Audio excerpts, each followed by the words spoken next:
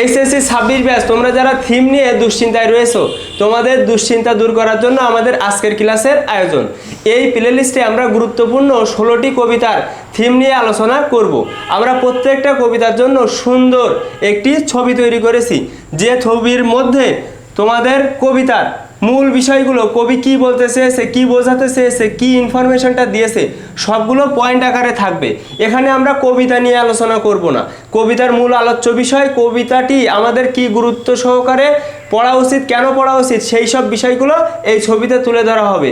ছবিটি আমরা ব্যাখ্যা করব এবং অতি সহজ ভাষায় থিমটা তোমাদের সাথে আলোচনা করব। এই ছবির আলোচনার পরেই তোমরা কিন্তু থিমটা সহজ ভাষায় পেয়ে যাবে। তাহলে তোমাদের কাজ হবে এই প্লেলিস্টের 16টি কবিতার থিম একটানা একাধারে পরীক্ষার আগে ক্লাসটি দেখে যাওয়া বা ক্লাসগুলো দেখে যাওয়া। প্রত্যেকটা ক্লাস আমি কিন্তু খুব যত্ন সহকারে অনেক এফোর্ট দিয়ে তৈরি করতেছি। তোমরা অবশ্যই এই ক্লাস থেকে বেনিফিটেড হবে। আশা করি ক্লাসগুলো তোমরা করবে। চলো আমরা সরাসরি ক্লাসটি শুরু করি। এখন আমরা কবিতার মূল বিষয়গুলো এই ছবির মাধ্যমে দেখে নিচ্ছি।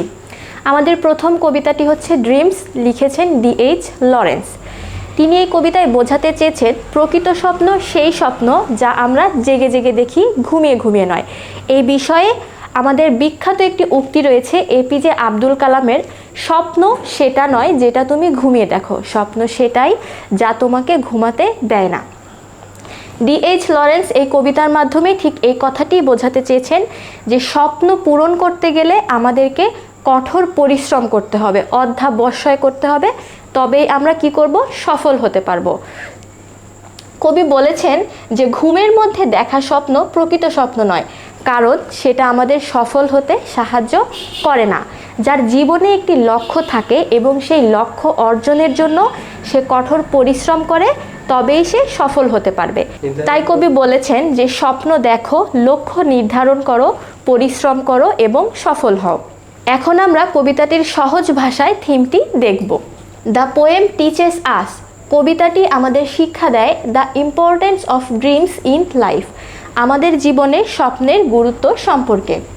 দ্য পোয়েট সেজ দ্যাট, কবি বলেছেন যে the dreams we see while sleeping, যে স্বপ্ন আমরা ঘুমিয়ে দেখি আর নট রিয়েল ড্রিমস, সেগুলো প্রকৃত স্বপ্ন নয়।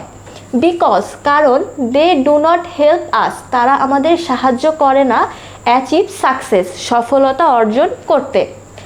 রিয়েল ড্রিমস আর দোজ, প্রকৃত স্বপ্ন সেগুলোই, হুইচ, যেগুলো উই সি উইথ ওপেন আইস, আমরা খোলা চোখে দেখি, অ্যান্ড ট্রাই টু অ্যাচিভ, এবং অর্জন করার চেষ্টা করি, through hard work and determination, কঠোর পরিশ্রম এবং অধ্যবসায়ের মাধ্যমে।